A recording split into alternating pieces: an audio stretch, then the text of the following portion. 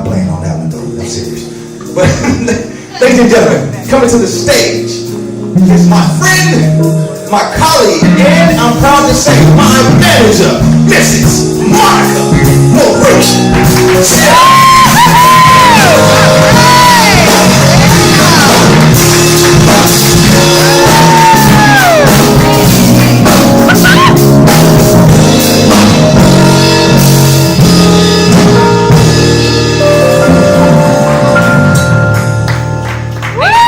Back in my day, but I'm retired now.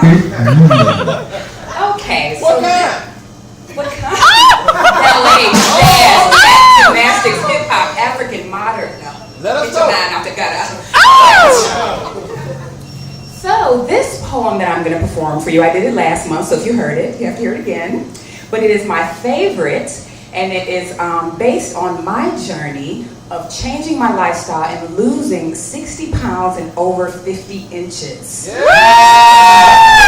Thank you. And dealing with the psychological changes of that. So I'm going to read you a poem called Fat Girl, but I also have a book called The Ups and Downs of Being Round that tells the whole story for only $10. Only $10? Yes. Okay, let me get right to it. A fat girl lives on the inside of me. Although I've shed the pounds, I'm still weighed down by insecurity. Mannerisms are meek and mild, characteristics of my inner fat child. The scale and the mirror are my two biggest enemies. The scale measures failure and the mirror deceives. I don't see what others see because 99% of losing weight is psychology. It has been a challenge physically, but it's been way more taxing emotionally. Confusion, stress, and strain afflict my psyche constantly. Put the pounds on, now the weight's gone. My life has become an oxymoron. When I was large, I felt invisible. When I was small, I felt I couldn't hide. At a size 16, when it came to men, I felt virtually unknown. At a size 6, when it came to men, I felt like they wouldn't leave me alone. I can't help but wonder, would they acknowledge me the way I used to be? For the majority, attraction is based solely on what they see. And fat jokes told in my presence confuse me and affect me even more. But then I realized they're not meant for me, but for those who look the way I used to look before. Why is it then that they cut deep and still affect me so? Because that fat child housed within refuses to let go. As I shop through the aisles and look for small clothes, my inner fat child screams, "Leave those alone!"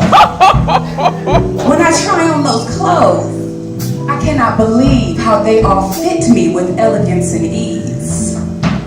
And when I meet a new man that I catch feelings for, my inner fat child says, "When he finds out you're fat, he'll head straight for the door." Oh my God. So with reluctance, I reveal my past to that man, showing pictures as evidence of my once wide waist and hip span. And I prepare for him to leave, as she said that he would, when he surprises me by saying, "Girl, you still used to look good." Don't believe him, he's just saying that now.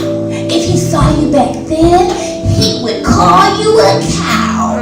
My inner fat child says with fury and spite, putting an immediate damper on my feelings that night. My past and my present are in a constant tug of war, making it hard to appreciate all that I've worked for.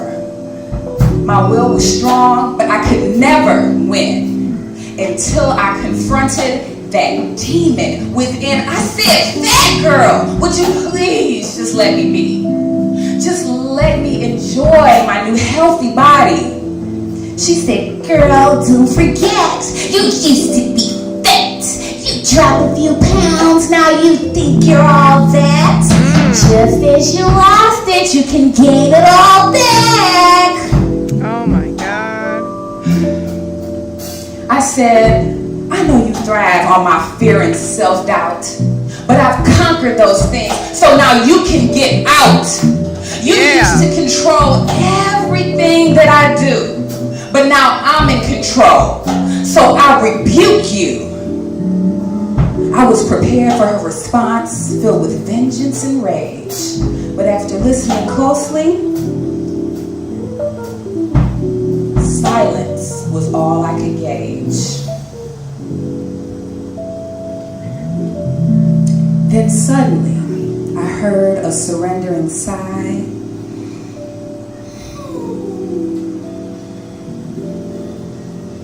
That escalated into a defeated child's cry.